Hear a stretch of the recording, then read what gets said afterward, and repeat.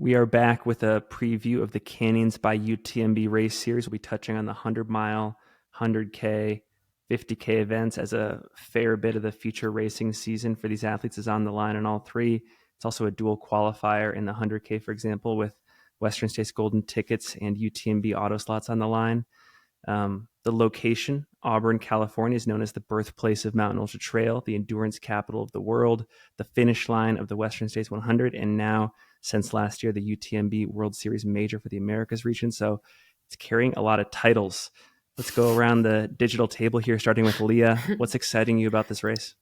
I think this is exciting to me because it's that last chance for people to race their way into Western States this year. So I think Canyons each year gets people going for a golden ticket for their first time, but it also gets a lot of the people who might have failed in their first attempt earlier in the season.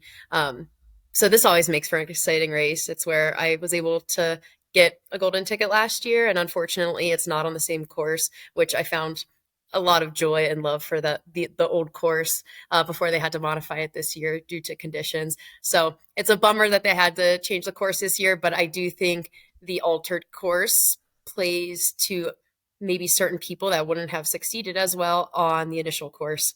So I think there's a lot of interesting dynamics going on in both the men and women's race that I'm really excited to see play out this year. And I think they're very different dynamics in each of the races. And maybe we can talk a little bit more at length in this episode about whether or not this new course will make the runners that get golden tickets more or less fresh heading into Western States, if it actually prepares them better or worse. I think it's a very interesting conversation. But Brett, what's on your mind with this race right now? What's exciting you? There is so much going on this weekend for racing, not only just in Auburn, but with the Centipede Scramble as well.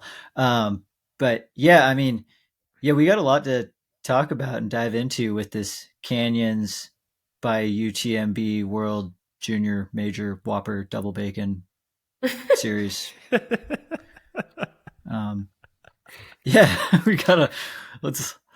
get into it.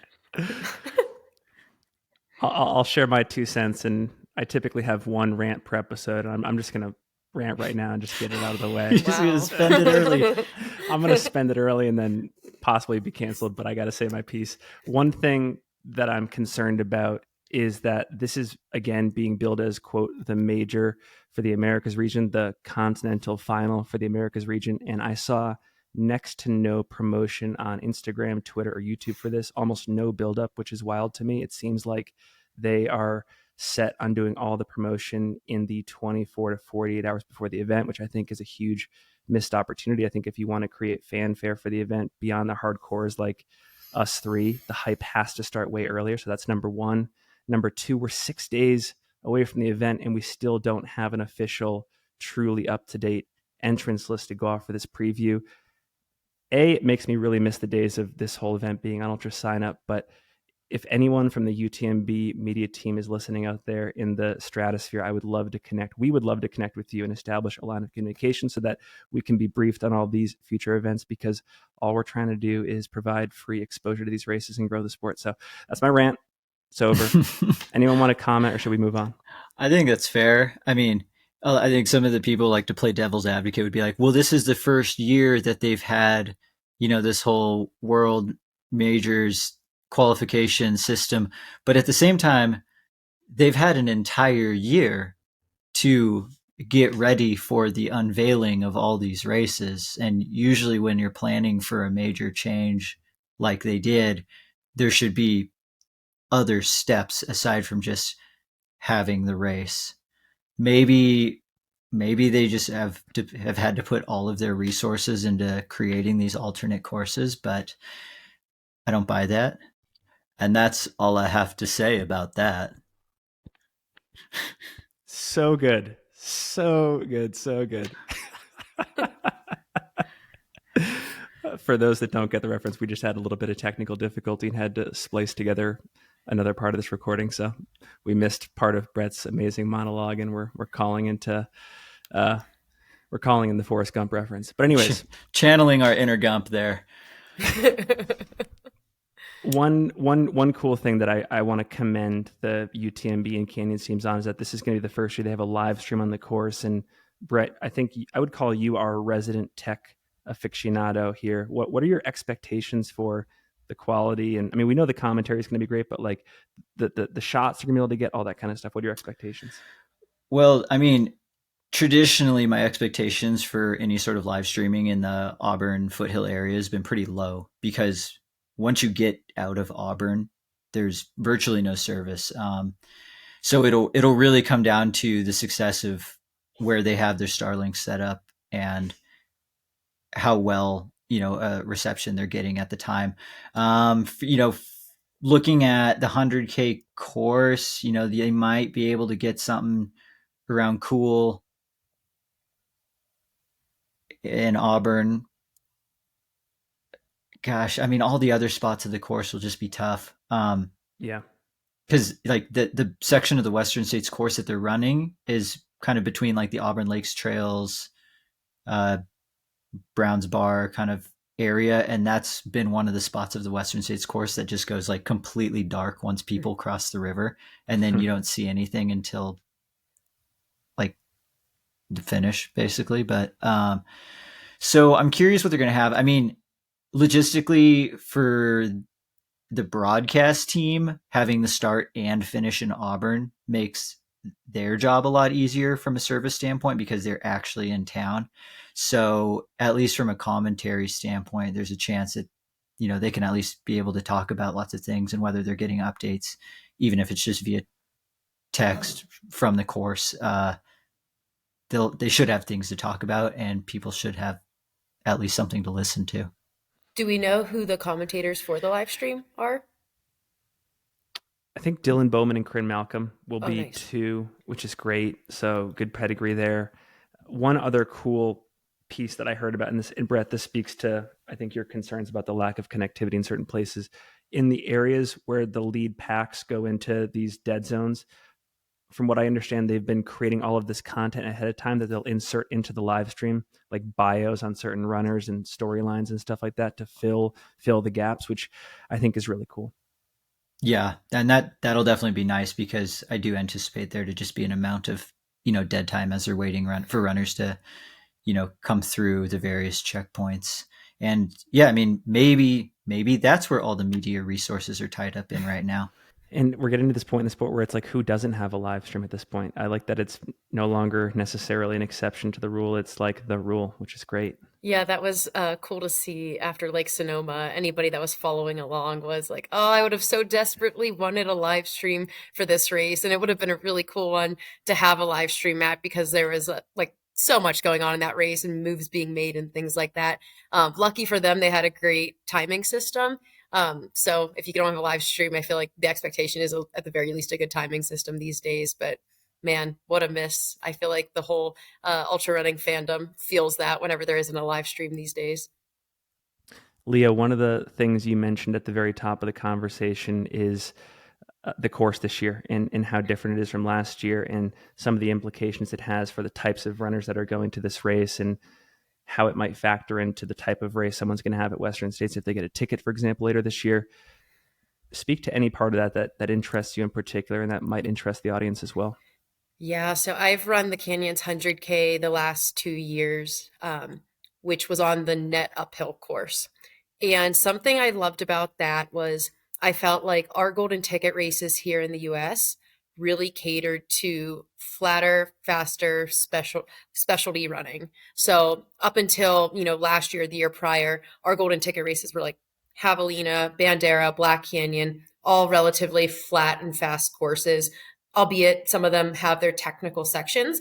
But Canyons was that opportunity for somebody who really excelled at vert, who enjoyed mountain running, who could really be more resilient on the day and perhaps isn't the fastest person lining up for that race. And they could have a chance. So I feel like this race attracted more of the mountain style runners than some of those other races did.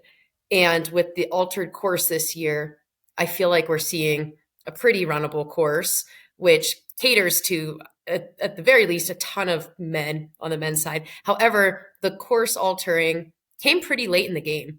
If you look back at anybody who has signed up for this race, back at their training in March, they were like hammering the vert. And I feel like it was a pretty late transition that they found out, oh, hey, this is altered course. And like from my perspective, it's a pretty runnable course on some really cruisy trails right now. In the past, you really had to have like your mountain legs ready to go for the last 20 miles with limited aid on the Canyons course. I actually know this year crew is really minimal on this altered version. I think there's 2 crew spots, maybe like mile 6, 13, and like 50. So Yeah, it's pretty far apart. it's very far apart. So yeah, I think the altered course definitely caters to maybe more similar of an athlete that we would see excel at Javelina, Bandera, and Black Canyon, and maybe not so much like those who are coming in with mountain legs. Well, I think one of the stereotypes of the Canyons 100K Golden Ticket race is that the people that get the tickets, they end up either being too cooked to have a good race at Western, or they get to the start line not healthy, they can't even race. You broke that stereotype last year by having an amazing race at Western States. And I think if you look back in history, maybe there were some other performers that don't get the credit they deserve. But do you feel like this new course is going to allow the runners that get golden tickets to show up to the start line more or less fresh for the race? So I think it has less to do with the course itself and more to do with how the race is run and how the athlete recovers after canyons. I think in past years, a lot of the runners who get golden tickets feel like they're in a rush to get this really concentrated period of training in between canyons and Western States. And I think it ends up biting them in the future. However, I think if you take a week or two after canyons to recover, reset, and like get a month, get 6 weeks of good training in, I think you're fine.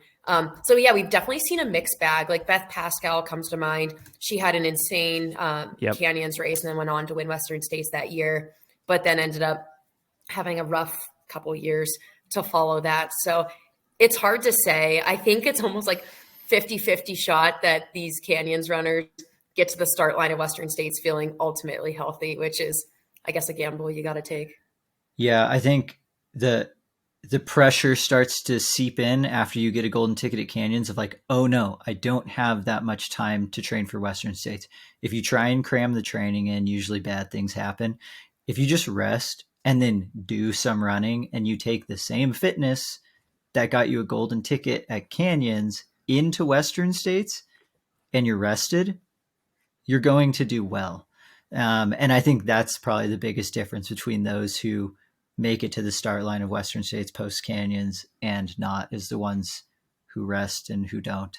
Because like this is a more runnable course and it's faster, but it's also going to be very hot because now the entire race is down on the lower trails. You don't get to go up in elevation. That takes it out of you too. So, just because this is a more runnable course, I'm not sure if anyone's going to I'm not sure the winner is going to be feeling any better on Sunday than had it been the course that finished up at China Wall, which I guess, it's going to be hot.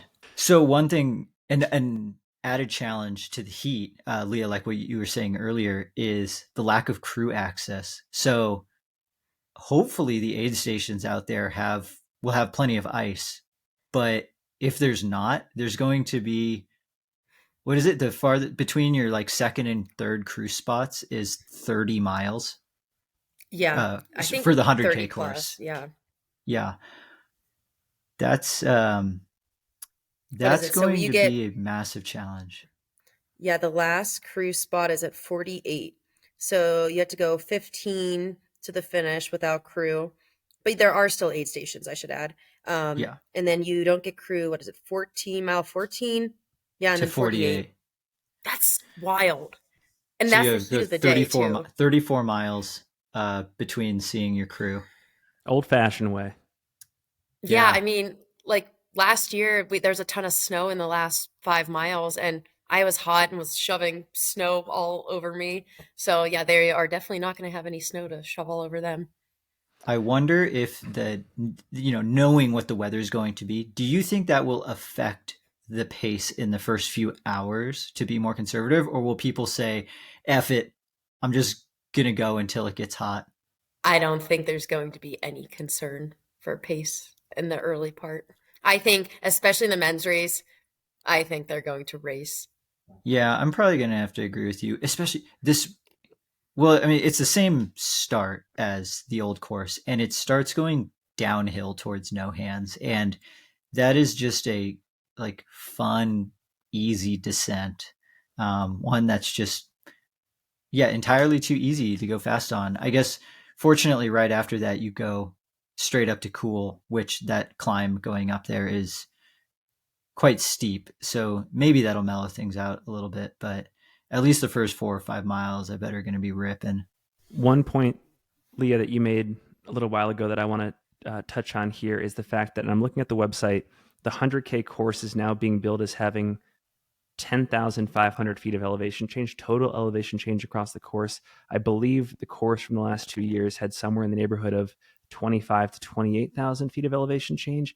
And you were talking about how canyons used to represent this one race where the type of runner that might not have the ultimate success at Bandera and Black Canyon, but was still an elite runner, could come to canyons and get it done for Western. It kind of bums me out that this course is more in line with a Black Canyon, a Bandera type, and we might not get that same diversity of elite runners on the start line this year. What are your thoughts there? Yeah, I think we still have the diversity of elite runners on the start line, I guess is my first take. Um, how Yeah, I don't it'll be interesting because even these courses are still different from Black Canyon and Bandera in that like this is going to be the most like the least technical of those two courses in my opinion. The trails, especially around Cool, are really, really, really cruisy. I think this course is pretty much just a conglomeration of Way Too Cool and the formidable 50K courses. Which like they have punchy climbs, but they don't have any of those like long sustained climbs that we saw in canyons in the past. Like those climbs that even force the top men to be hiking a couple steps or, a quarter of a mile late in the race. Like this is going to be a runner's race. So I don't know. We'll see. I'm just curious with the caliber of athletes in both the men's and women's field these days, like how much faster and competitive things are getting and how people are racing a bit smarter. Um, Really what we'll see. And something that's I think added a really interesting dynamic to the spring of racing, at least here in the US, is there's been a lot of competing races and we've got people who are going to Sonoma to make the world's team. Now we've got people racing worlds. We had like Black Canyon, Bandera, all these places that are kind of extracting runners in different directions. So I think Canyons isn't quite as competitive as it has been in the past, though it's still attracting a lot of very fast runners and it is deep, but I don't think we have quite the number of like competitive people at the front that we would have seen in the last couple years. Brett, I want to throw one last thing to you before we talk about the women's and men's fields. My understanding is that with the course rerouting, the race is going to start and finish in downtown Auburn, which fits with UTMB's goal of creating this true end-to-end festival type atmosphere. Just like Leah, you've run on these trails a lot. It's kind of a broad question, but do you like this course having run on these trails before? Like, does it inspire you? Are you excited to follow the live stream in that respect? Well, I mean, the course it's fine. I liked the other course better just because it had more purpose to me. Like I was starting in one spot and finishing in another spot. It would also feel that way if it was just one big loop, because then you never overlap. But this new 100K course, it's a series of loops, at least in the first 50K, before doing a larger loop in the second half on what are going to be new trails to a lot of people. And it's actually a section of course that's really cool. So I'm actually kind of stoked that they got to reroute onto some of those other trails. I think that actually the old URock 100K when it was in Auburn overlapped with a amount of these trails. But yeah, you don't get up high. You're not really going to get to see big open views of the mountains. There's not going to be any snow. There's going to be a lot of poison oak. It's going to be really hot. But one thing that all those things I said does not take away from it all is the racing. And that there are still going to be fast people running really hard, because at the end of the day, you're trying to win. So even if it was loops around the parking lot, they could make it exciting if they just tell the right story. Leah, any final thoughts on course or ambiance before we move on to the women's field? Yeah, Mike and I just got finished running before we hopped on this podcast recording, but we were talking about this exact thing. And we were talking about the change of courses and just like how inspiring the new course is and how inspiring the old course was. And something that he brought up that I thought was a great point was when Tom Evans came to Black Canyon, he commented on like how unique racing here in the States is. He said just like it's these. Oh my gosh. Well, here, let's, Leah, why don't you finish your point and then we'll stop the recording again and Brett can refresh after that. Okay. Oh, you're good. So it's these low-key races that are still attracting highly competitive people, but they almost feel like they're this no-frills event, not a ton of fanfare, which is very different than European racing. And it's almost like Canyons is trying to fit that mold of European racing. And like, maybe we just shouldn't do that, Like maybe there is something really special about how we do events here in the US. And I think the old version of the Canyons course was just that. It finished up a China Wall, which was this small parking lot up at like higher elevation. There's tons of snow, like not a ton of parking, just like a small community in a parking lot celebrating a day of racing. Sometimes it's like maybe we should just keep that grassroots feeling because that's what we're pretty good at. And maybe it doesn't need to be this whole festival events starting and finishing in the same place, things like that. I know some people like that, but yeah, there's something unique about what we have here. I think you may have just created a very awesome segment of our next long run archives where we debate whether or not there should be this universal formula for events and races, or should we be respecting the integrity of regional playbooks. This is great. So two things that I want to say before we get into the women's field preview for the 100K here. We've been talking a lot, especially on these preview episodes, about how over the years it's become harder and harder to get a golden ticket to Western States. The fields have just been more competitive.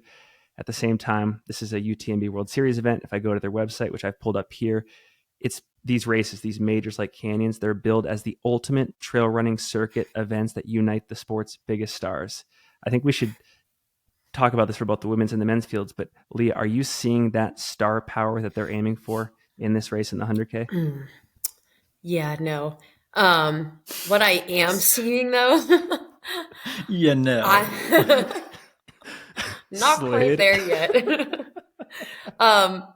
What I am seeing though, especially way more in the women's field than the men's field, is international competition. The women's field is largely international, and that's really cool. Like, and I just went through just a couple people's Instagram or Strava pages today just to see where they're at, what they're doing, if they're like indeed coming to the US. And this is a lot of the women's first time racing in the States. So that's really cool. And I'm just excited to see some of these women's names who I've actually never heard of or like heard much about.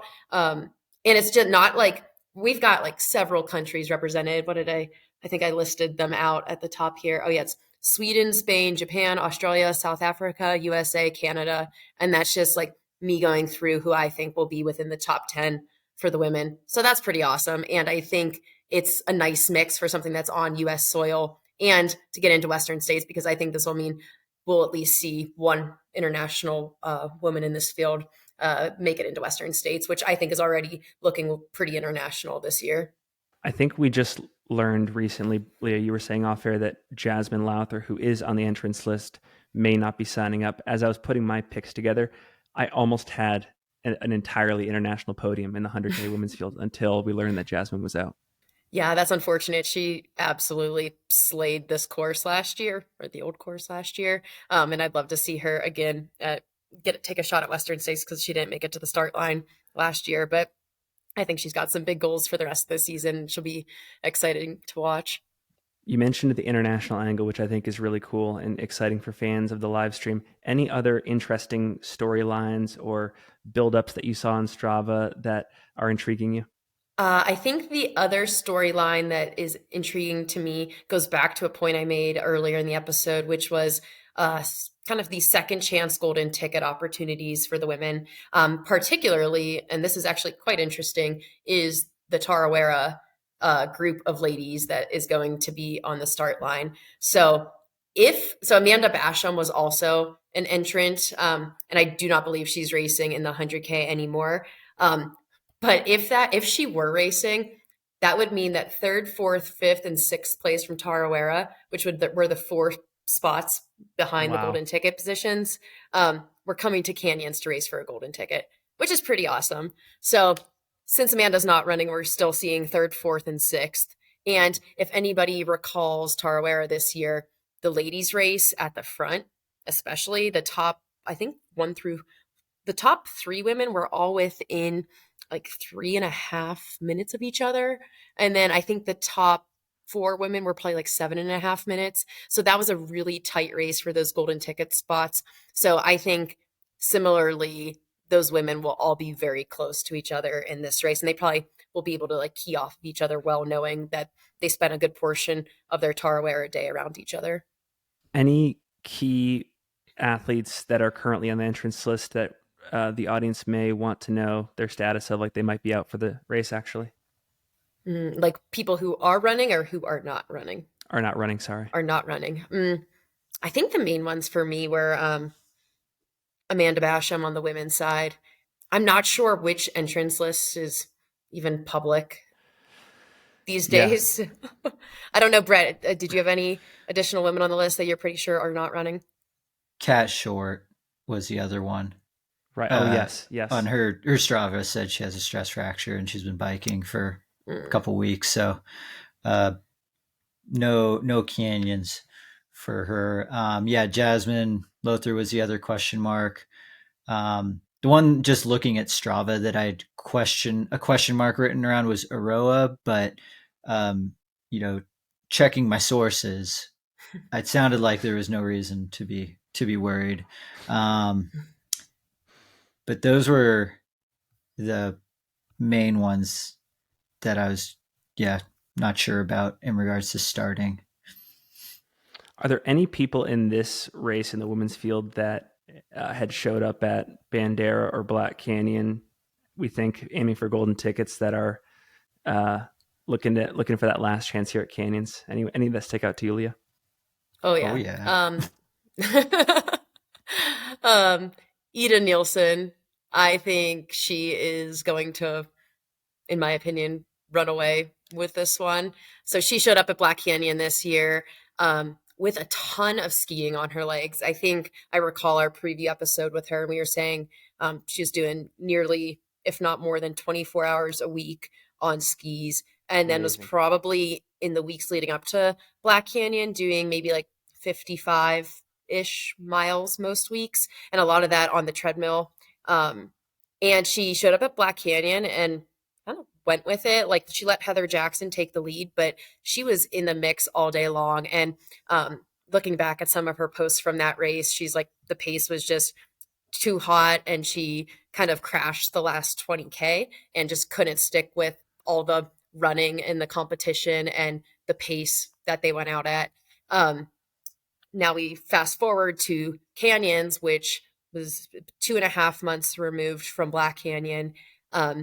She's still skiing a ton. I mean, her training is bonkers. It's inspiring to look at. And I have just like a paragraph written on her, and I will like spew that out because get into it. Let's go into it. Okay. So first off, she is 42 years old, which is amazing.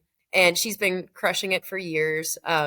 She was just like an all-star NCAA champ while she was at NAU, and like has a 15:33 5K to her name. So Ida Nielsen is fast. She's amazing in the mountains. She got second place at the World Mountain and Trail Running Championships 80K race behind Blandine in the fall. And this was, I think, a really triumphant race for her. She had had a couple years of injury and struggle, and felt like she wasn't sure if she'd be able to make a competitive return. And I think that race showed her that she can. And the training that she's been putting in this last month is showing that like she's on a next level right now, and it's going to be really cool to see. So for the last couple weeks, she's still been putting in 20, 23, 18 hours of skiing each week, and then still doing 11 hours of running, 8 hours of running, 10 hours of running, 11 hours of running. So she's putting in nearly like 30 to 35 hours a week of training. And it's not just like basic training, it's solid training. I mean, she does these really cool combo workouts. One of my favorite ones that she did was she'll do 15, 10, 5-minute hill workout on like super steep terrain. So the one like 15-minute segment she did was 1,100 feet in 7/10 of a mile. So she did 15 minutes, 10 minutes, 5 minutes, like hard, and then got on the like paved path and did 8x4 minutes, all at like 5:45 to 6-minute pace with like a minute or two recovery. So like I love that because it's always something that I complain about when I get into like my mountain training late in the summer. It's like, oh, I just feel so sloggy. I like my mountain legs are here, but like I don't have speed. And I love this style of training because I think it's her way of keeping those mountain legs, but also emphasizing the speed. And I think that's going to really not only come in handy at canyons, but I think she's almost looking past canyons and thinking like, okay, what's next? Probably Western States, and then probably a UTMB race beyond that at the end of the summer. And I think this training is setting her up perfectly for that. We got to clip that, Leah. I think you just set a new level of expectation for individual top contender analysis. That was world class. That was fantastic. But I mean, just to even go a little further into, she did this, most of this training block was in Norway, right? Mm-hmm. She's not in Flag. No, most of these big weeks were all in Norway, which yep. I've seen a lot of workouts like that out of Norway. Like a lot of Killian's training leading up to Hard Rock and UTMB were like that. And I guess the other note that I had written down was their biggest week of vert, which was a ski run combo week, 58,000 feet in 1 week. Shades of summer 2018 Walmsley. Dude, this is, yeah, I'm so excited to see Ida Nilsson race. Like, even though the race has less vert than before, it still got a lot more than Black Canyon did. Yeah. Exactly. And I will say, like, she looked hot at Black Canyon. Like, the heat did look like it was getting to her. But I also think at that point, she had just been doing so much skiing and so little running that, like, that was probably just all taxing on that day. So I do think the heat will be something of concern to watch out for with her. Another thing will be still the distance. So I'm almost positive Black Canyon and CCC were her only other 200Ks. She had a third place at CCC, I think, back in 2018. But in theory, like, this race is going to take her just as long as her run at Worlds took her. So I think this is a sweet spot in terms of like time on feet for her. Yep. Do you have an idea of how much faster this course might be than last year on the ladies' side? I'd say an hour, honestly. So like women in the last 2 years have won in about 10 hours. And I think we'll see women winning in at least 9 hours. Yeah. Okay. Yeah. What do you think? I was trying to figure out, like, if I didn't know, I had like 45 to an hour written down. Mm-hmm.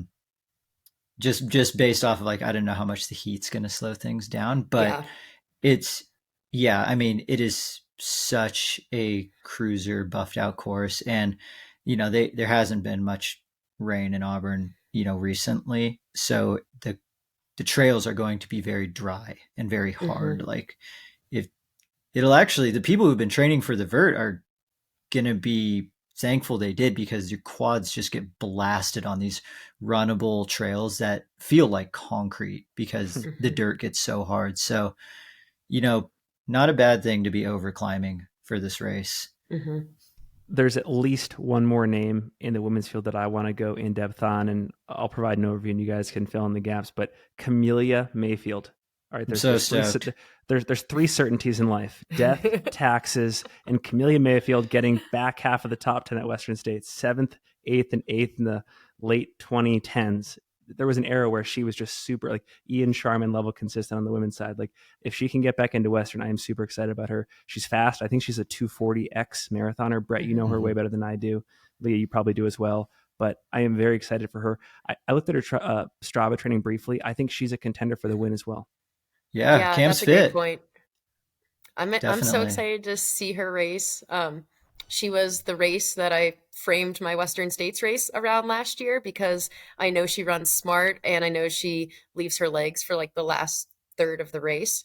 So I think that's going to play super well in her hand in a race like Canyons is just staying patient, knowing that she's fast. Like you mentioned, I think she's a 242 marathoner and ran in the last marathon trials. And it seems like she's back. She was just ran and won the Peterson Ridge Rumble a couple weeks back in a solid time, and it looked like they had pretty considerable snow at that race too. So yeah, she's an exciting one. And what I like about her is like her training it's normal looking. It's nothing egregious or aggressive. It's just really solid. And I love to see that. I love to see just like consistency. And like I know she's taken some time like kind of back from racing in the last couple years from like injury and then I think focusing on her education a little bit. So it's exciting to see her just like balance both work, life, and just having like a nice training balance. Yeah, it was I think she was like 18 months of Achilles injuries that were like almost better, and then it'd get worse again, and then like take time off. I think there's like a couple like PRP injections in there, which then is like 6 more weeks off before you can get going again. So it looks like that's finally, way in the past. And yeah, Camila has been able to lay down a really solid training block. And yeah, I think if she just, this is her best shot at a golden ticket, in regards to all of the golden ticket races, because it's probably the most difficult one, or at least of the ones in the US. So yeah, that will be an exciting one. I guess another pretty consistent racer that's done well in Auburn is Aroa Sio. 11th at Western States last year, was it? 12th. But then golden ticket at Canyons to get in. So it had a very respectable Western States UTMB double last year. I think it was 8th at UTMB. So I imagine she's gunning for that golden ticket. I guess that was another question to ask was, of the people who could potentially be first or second in this race, do you anticipate them to take the golden ticket, or are there people here who are simply going just for a lock on CCC? So I think anybody that gets a golden ticket here would take it. Like, I don't think they're necessarily here just for that CCC spot. Let me see here. So I'm saying this because a lot of these people ran Tarawera and are returning here, and Tarawera was a golden ticket race. So I think people are hunting. So one of those people is on the women's side is Anna McKenna from Australia. So she was 4th at Tarawera this year, and Aroa was actually 3rd. And I think those two are about 5 minutes apart. And so Anna won Ultra Trail Australia 100K in the fall.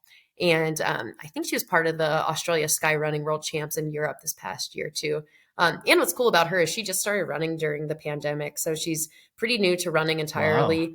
And I'm assuming ultra marathons as well. So that's pretty unique. And I think she's a flight attendant, which I'm sure some of those days can be quite long. Time on feet and time at altitude. Yeah. Yes.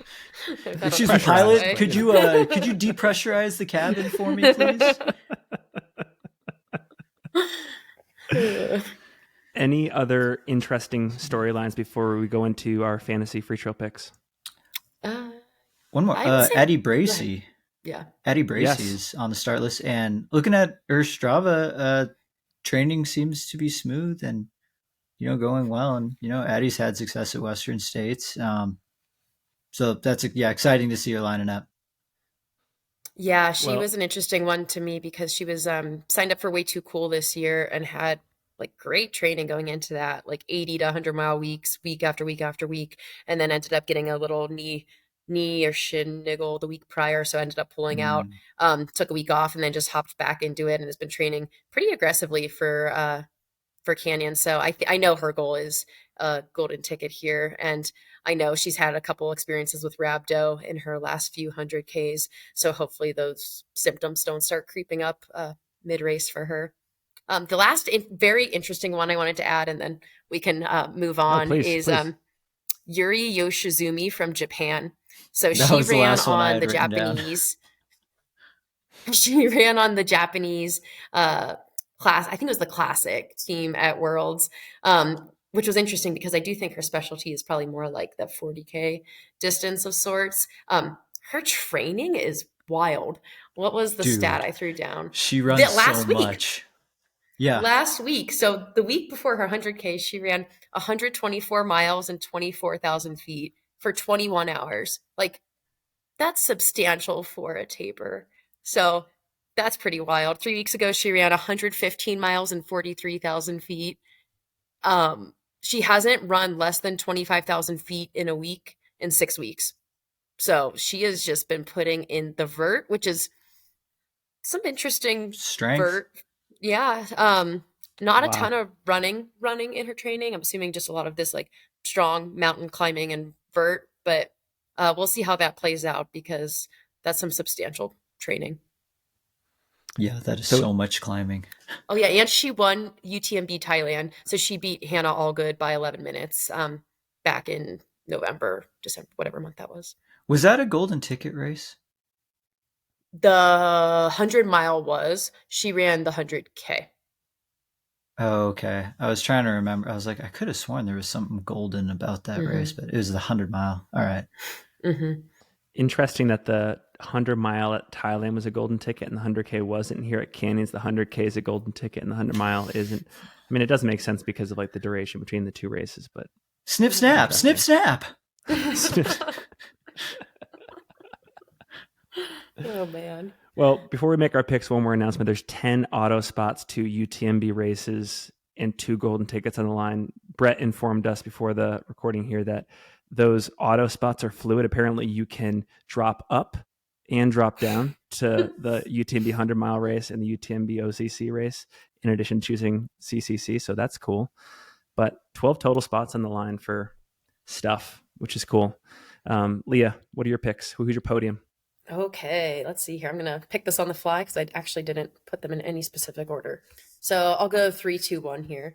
I've got Addie Bracey in third, Camelia Mayfield in second, and Ida Nilsson taking the win. How about you, Brett? Rounding out the podium, I've got Camelia Mayfield in third. I've got Aroa Sio in second, and Ida Nilsson in first, which would make for a craft 1-2. Ooh, that's cool. Yeah. I'm going to shake things up a little bit. I've got Ida Nielsen in third, Addie Bracey in second, and Camelia Mayfield in first. I really want to see Camelia back at Western States. I also want to see Addie back at Western States. So a little bit self-serving, but that's my podium. I like it. It's a good podium. Solid. Brett, you want to open us up to the men's field here and what looks good there? Yeah. So I guess maybe before we start, we could talk about a couple of the changes to the entrance list with just a couple of the names that I think we are the only ones that know about because it hasn't updated. But our direct source, just singular, is that Eric LaPuma is dropping down to the 50K. Yes. And David Laney is dropping down from the 100-mile train to the 100K. So David Laney is now in the 100K field, and that should be reflected on Fantasy Free Trail at some point when they get the updated list. But he texted me the other day and was like, I think I'm going to run the 100K instead of the 100-mile because the 100K it's just way more competitive. And, you know, I think he was happy with the way Black Canyon went, but knew there was still a little bit more there. So he just wants to line up against the most competitive field. And, you know, a couple questions I asked him were like, if you get a golden ticket, would you take it? And he was like, well, yes, of course. And then the second was, does this mean if you're in the top 10 at this race, you are going to commit to CCC, which David's, I think, only ever done UTMB.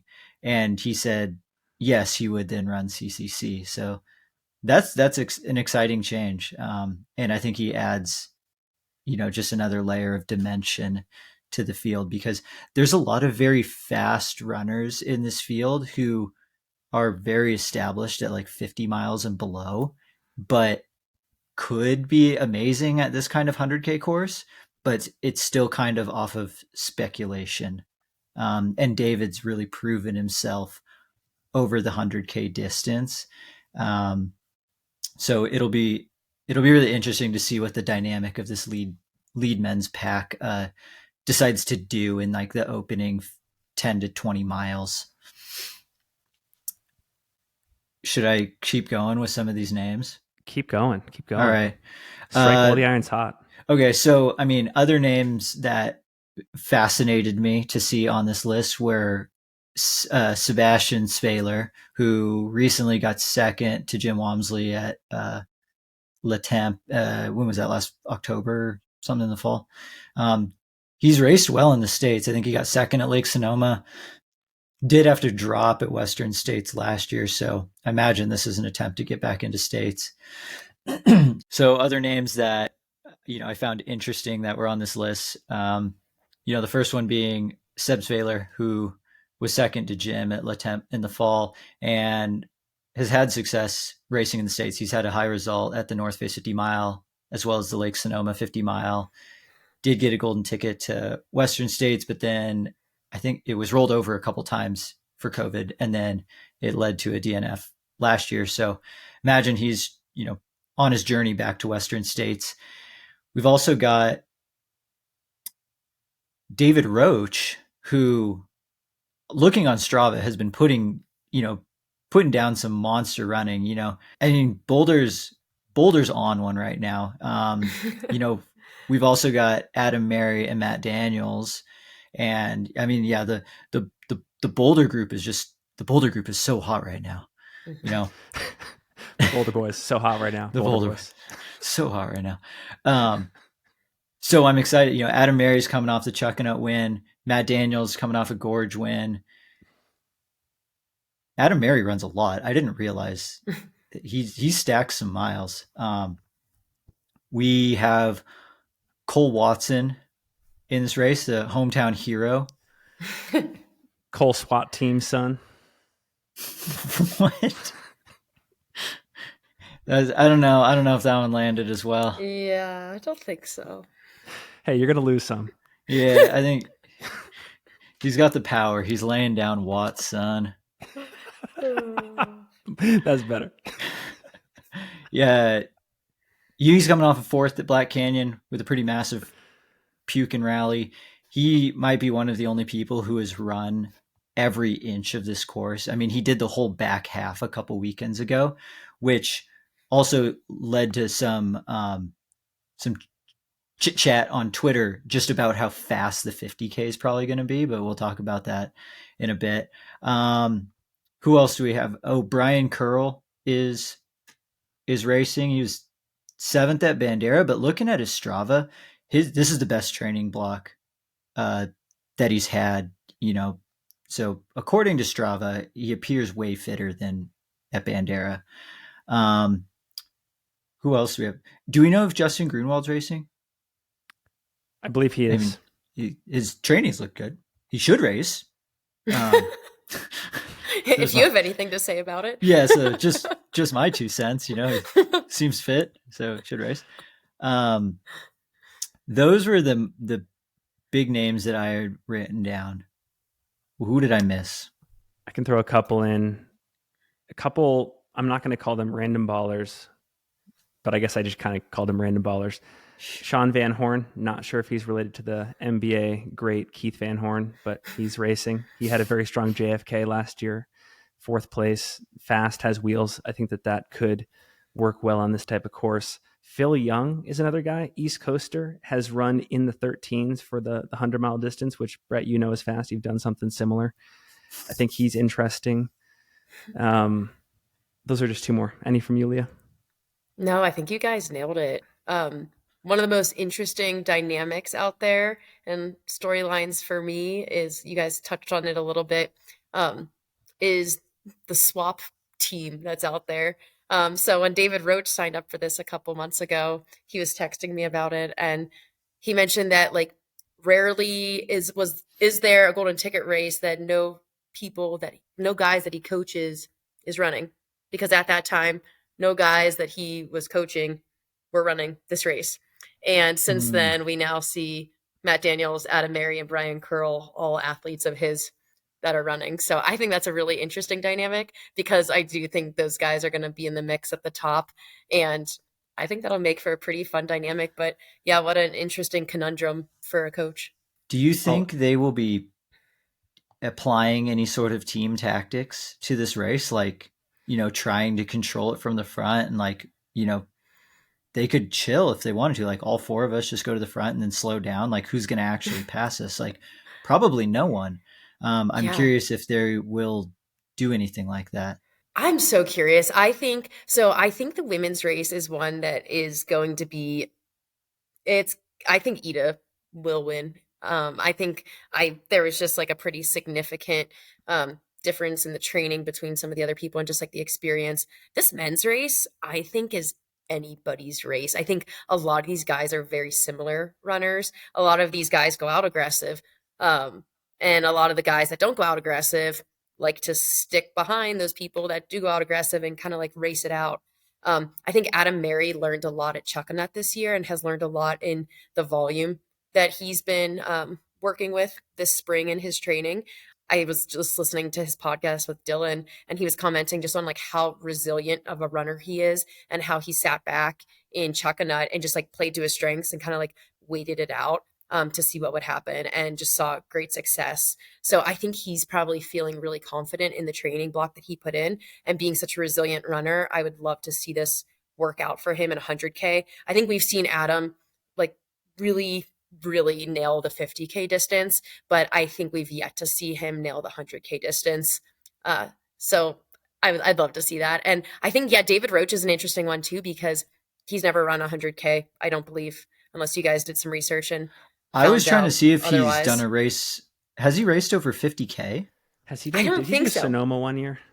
I thought well, I know he's signed up. Yeah, I think it was that. I don't know if he's started a race over 50K before.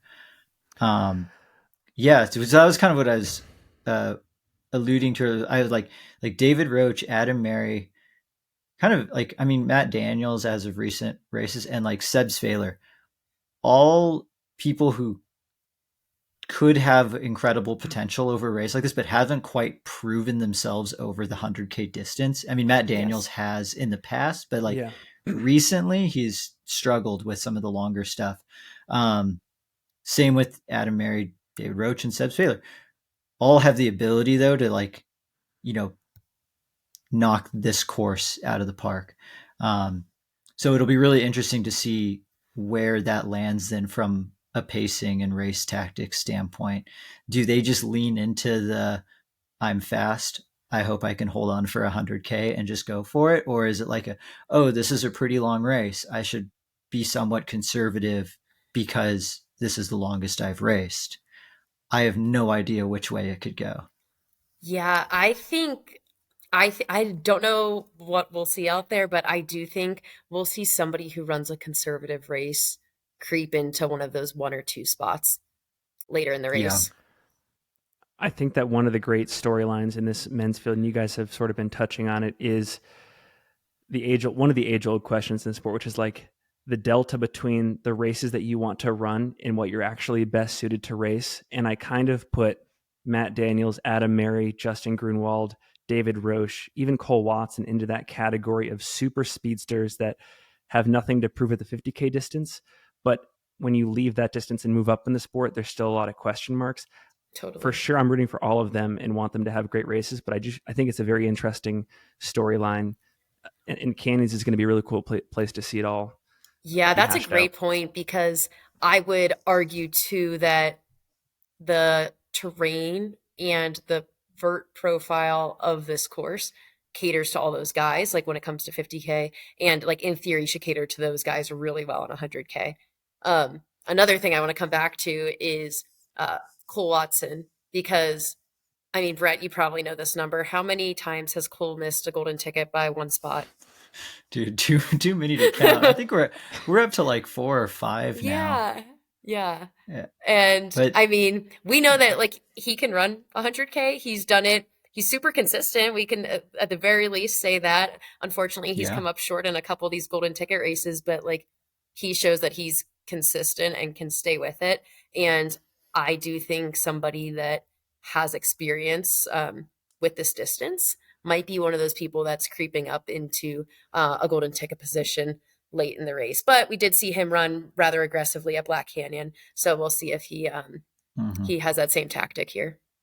Yeah, I couldn't tell you. But one thing I can tell you though is that he knows the course really, really well, which does, just the more familiarity you can have, the better, because he knows exactly how long every climb is. He'll know exactly how many climbs there are on the way back to Auburn.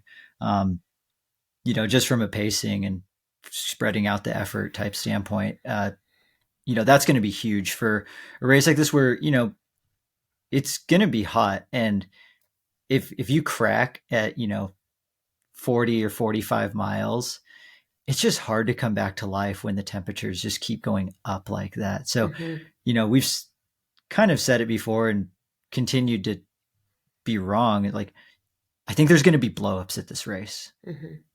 It seems like people aren't blowing up anymore, but I think the blowups making a comeback to the Canyons 100K.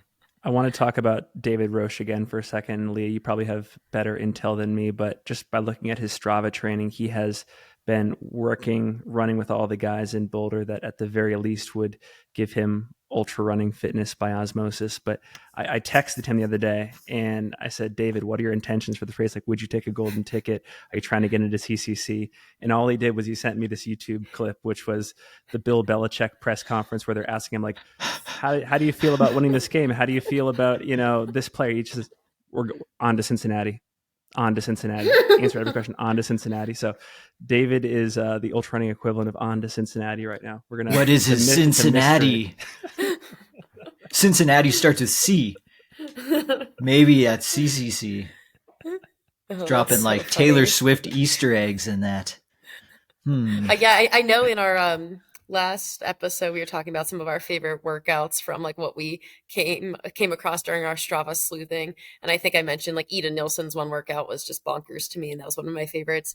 But yeah, in Dave Roach's training, the Gold Hill outside of Boulder is like one of the just like famous Boulder trail running climbs that they do, and I think he set a really substantial round trip time going up Gold Hill and back. Doing that in under 2 hours, and it's like an 18 mile run with like pretty significant vert, and then like also 3,000 feet of climbing. Yeah, crushing the descent at like 5:25 pace for 9 miles. So pretty solid, and I think that's kind of like the quad busting you need to do to kind of survive probably the last 10 to 20 miles of this course. I think we all had similar podiums for the women's field, but I feel like there could be some differences of opinion in the men's picks. Leah, what's your podium here? Okay. Yeah, this is tough. Okay. I'm probably biased. I'm going to be out there crewing Brian Curl, and our friend Jimmy Elam said after watching the Bandera live stream that I was such a curl girl. And you know what? I will go to my grave being a curl girl. Curls for the girls. So I've got Brian Curl in third place. I've got David Roach in second, and I've got Cole Watson having the race that everybody wants and needs to want him to have in first place. All right. So my third place, I have Brian Curl. Nice. I saw the training and I was like, dude, the fitness is there. Second place, I've now switched around. I'm throwing David Laney into the second place spot. Cause he's fit and he wants to race. One of the main reasons for switching down to the 100K was I want to race these people. I don't want to just go do the 100-mile and then watch how great the 100K was. So he wants to be in it. So, and then for the winner, I also have Cole Watson. I think it is his time. He's the hometown hero. He'll be waving the Auburn flags as he's coming downtown. I'll give you my 3 picks, but I'll preface it by saying there are at least 10 people in this men's field that I would be very excited to see on the start line of Western States, 2 months after the race. My third place is David on to Cincinnati Roche. Number 2 is David Lane Train Laney. And first place and finally punching that ticket to Western States, Cole Watts, son. Turn down for what, son? We pitched that to Drymax because they did the turn down socks that turned from like a quarter to a short sock. And then we were like, what if you had Watt and then son on the other side and like had the turn down for what sock? Like we even drew it up on a napkin and like sent pictures to Drymax. And I don't think they took it very seriously because nothing ever came of it. I think I might be retiring from this podcast with you guys. Yeah, let us know in the comments if you would buy a turn down sock. Well, before we go, we have to acknowledge the other 2 interesting races quickly in this series, the Canyons 50K, the Canyons 100 mile. Starting with you, Leah, are there any athletes in either of these races that the audience should be aware of that you just think are interesting in general? Yeah, I'm just not even sure who on this men's start list in the 50K is actually going to be there. I feel like it has changed a bit. So maybe you guys can comment on that in case you have some insight. But on the women's side, both MK Sullivan and Kimber Maddox are signed up for the 50K along with Heather Jackson, which I'm actually not sure if Heather Jackson is running this either. But yeah, I really love to see MK and Kimber race each other. I think they race each other at Formidable and went 1-2. I think they are 2 of the best 50K mountain and trail runners we have here in the US. And anytime they can battle it out, I think it's a race to watch. So really excited to see if those gals do show up for this race, how that goes down.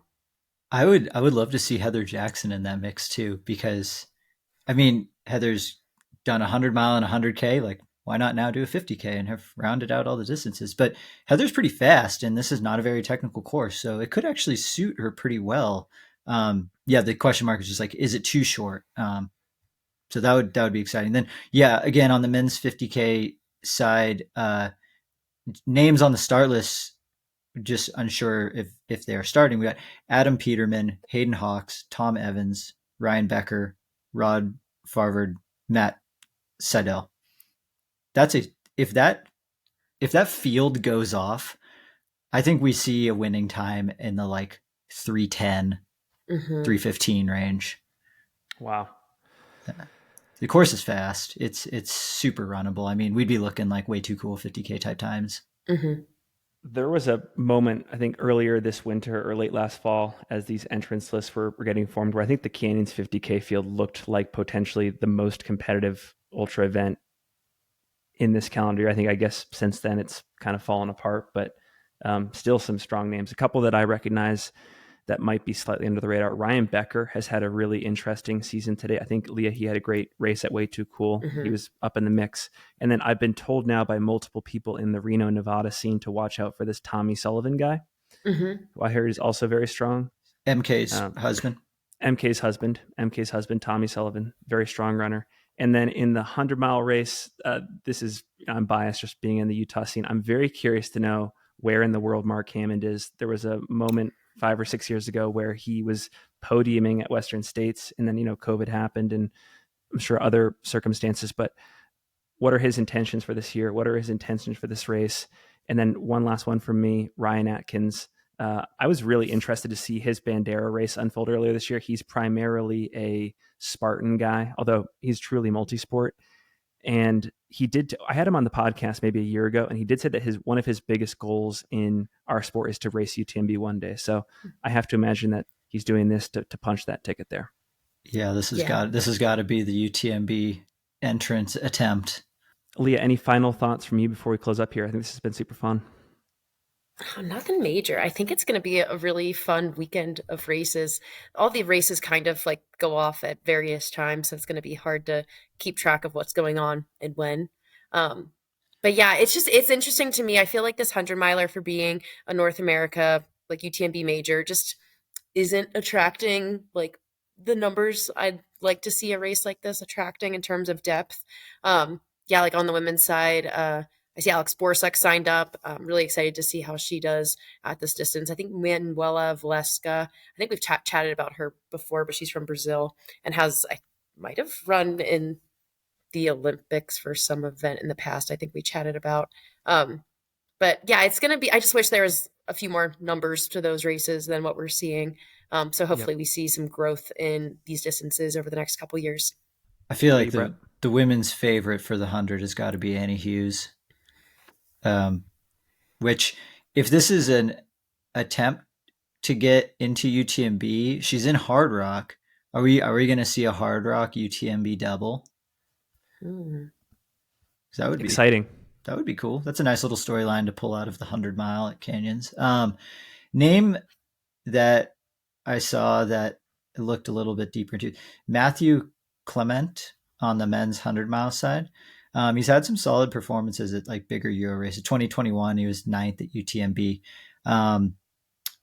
He's come to the States, I think from Switzerland, 3 weeks early, and has been getting in just a ton of training on the course. So like he's serious about this race and has, been really exploring all the bits of the course. We've also got Eric Sorensen, who was so close to having a brilliant race at UTMB last year. And then another one I'm curious about is Mario Mendoza. He hasn't run 100 miles since Western States in 2018, I believe. And, he's been super solid in the 50K to 50 mile type distances and has had splashes of 100 mile, but I don't know if I'd ever say like 100 mile greatness. So I'm curious if this is like a shift in his, things to come, because, if he top 10s here, which I feel like if Mario finishes, he's going to be in the top 10. Most of these people, you just have to finish to get into the top 10 for this 100 mile. It'd be exciting to see what he does then at UTMB. My final thought, I'll just circle back to what I was ranting about, like Clint Eastwood in that movie where he sits on his porch all day. I have a feeling all of them. Yeah. Was it Gran Torino or something? Gran Torino. I love that movie. We've all been to canyons and we know that the on the ground experience is electric and it's super fun. I think Mike's going to be there next weekend, which is awesome. But the digital buildup has been minimal. It doesn't feel like a major heading into it. I say all this wanting UTMB to succeed. I'm a fan of UTMB, but like they're calling this a major, and what has been building up to it? Like what were the semifinals? What were the quarterfinals? What was the regular season? The branding just doesn't make any sense to me. And so this just feels abrupt. It feels like just a title without the substance. And I can't wait to be proven wrong. So I say all that in love and not in jest. I want the series to succeed. I love the organization of it. So that's my final thought.